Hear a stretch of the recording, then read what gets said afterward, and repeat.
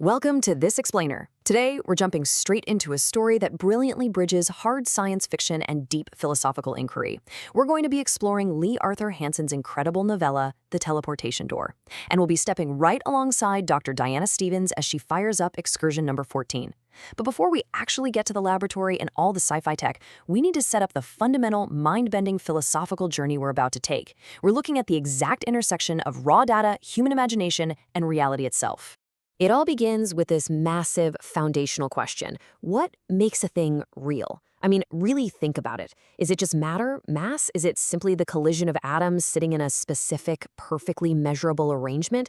Or is it something softer, something like human belief or the stubborn insistence of our minds that a thing matters and therefore it simply is? This core question has haunted philosophers, scientists, and dreamers literally for centuries. And as we'll see today, contrasting physical, tangible matter with the sheer, raw force of human belief is going to turn absolutely everything we know about physics entirely upside down. The person challenging those very boundaries is Dr. Diana Stevens. She's a brilliant 36-year-old scientist working at Trigonomic Concepts Incorporated up in Tacoma, Washington. Now, Diana is very much a scientist of the measurable. She trusts in clean, cold data. She loves numbers because, well, numbers don't lie. By the time she was 24, she already had a doctorate in quantum displacement theory. And by 36, she had built from scratch the most sophisticated personal teleportation device in human history. She casually just calls it the Teleportation Door. Section 1. The DD77 chipset. Now, what's really interesting about this comparison is how teleportation usually works versus what Diana is doing. Stepping into her lab, building number 32, which, by the way, constantly smells of ozone and coffee, we see a massive contrast. Standard commercial teleportation systems in her world are essentially just sophisticated positioning devices. They read quantum states and move matter from point A to point B. But point B has to physically exist, right? Like Tokyo or an Antarctic research station. You punch in physical coordinates. But Diana's DD77, that's the destination driver, 77th iteration, does something completely revolutionary. Instead of reading a destination from a coordinate database, it constructs entirely new destinations from data, literally any data, historical records, photographs, or even just words. Okay, let's dive into this, because the recipe of data she fed into the DD77 for her most ambitious test yet is incredibly bizarre and escalates so fast. She wanted to synthesize a world based purely on literature. First up, she feeds in the primary texts, Lewis Carroll's Alice books in 7 different annotated editions, plus all the original illustrations. Then she adds secondary academic materials, including a super dense paper literally called The Topology of Wonderland. And finally, the most fascinating part of the whole shebang. She records 11 minutes of her own childhood memories of reading the book, tagging it as subjective resonance data. So she's feeding the machine not just the words, but how those words actually made her feel. And that brings us to 14. For excursion 14, Diana is taking a massive, unprecedented leap. She had already tested the door 13 times, you know? Excursion 13 took her to a beautifully reconstructed historical Viking settlement. Pretty cool, but safe. But now, she is leaving historical recreations entirely behind and aiming for a place that has only ever existed in words. She stands before the dark glass of her teleportation door, completely suited up with a 6-hour return beacon, and sets the destination synthesis for the world of Alice. Section 2. Entering Wonderland.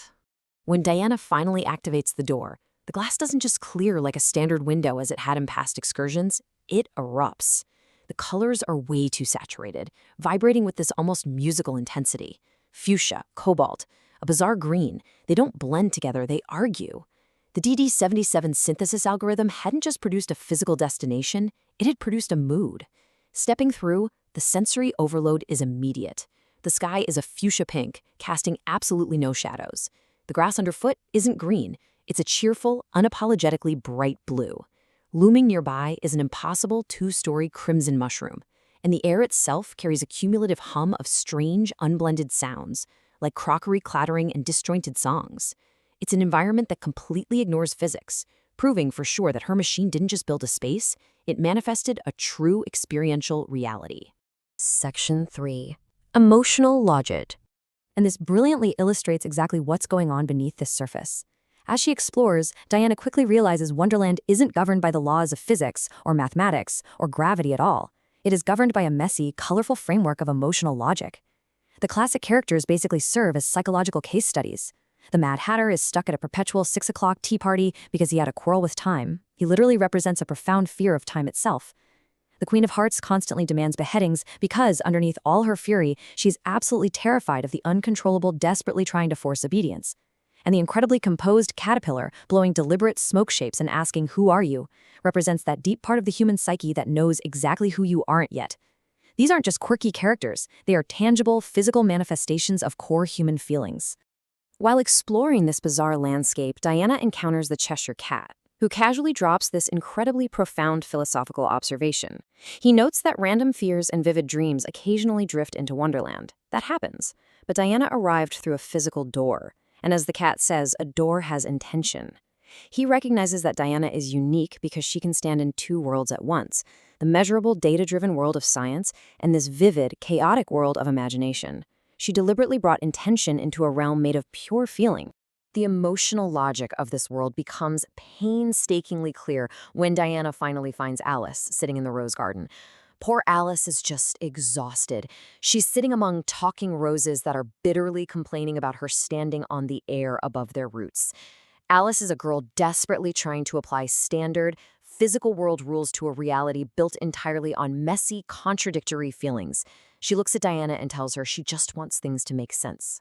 Diana and Alice then witness the trial of the Knave of Hearts, which perfectly encapsulates this total clash of logic. The trial is pure chaos. It's a foregone conclusion from the start. The evidence presented is a completely meaningless poem, and the guinea pig jurors are furiously writing down absolutely nothing. Diana explains to Alice that the Queen builds these nonsensical rules purely to survive her own terror of a world she can't control. She needs the world to make sense, even if she has to manufacture the rules entirely herself. It's a system, Diana notes, just not a very good one. And think about how relevant that is to us. How often do we, as humans, build rigid, sometimes nonsensical rules just to manage our own anxieties? Section 4. The Locative Revelation. So, the crucial point is this. As Diana's timer winds down and she prepares to leave Alice in Wonderland behind, a massive, paradigm-shifting twist hits her. A realization about how her incredible invention actually functions. Her DD77 chipset is not constructive, it is locative. It doesn't use data to build a destination from scratch like she thought. It uses data as a map to find a destination that already exists.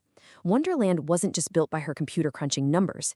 It had already been made real by the accumulated weight of millions of human beings reading those books, feeling those emotions, and deeply believing in it for over a century.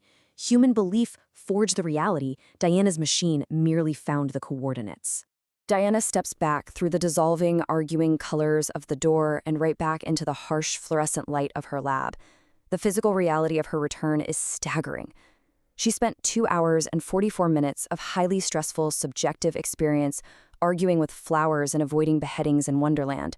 But in the objective, measurable world of her lab, only 14 minutes had actually passed. She is safely back in the realm of hard data, but her understanding of the universe is forever fundamentally changed. That very evening, Diana sits down and writes a profound entry in her research journal. She writes, "The universe is larger than physics. The human capacity to believe something into being is perhaps the most fundamental force there is." She realizes that locations aren't just physical coordinates on a map. Every story ever told, every belief firmly held, every dream dreamt hard enough leaves a permanent mark. It creates a place, and those places are real. Which brings us perfectly back to our initial question. What makes a thing real? If human imagination and collective belief can genuinely create an undeniable reality, we have to reconsider pretty much everything. Is reality just the measurable atoms in a laboratory, or does the sheer, incredible power of human imagination, our deepest fears, our childhood wonder, our shared beliefs, create its own undeniable truth? Think about the worlds you've built in your own mind. Just how real are they?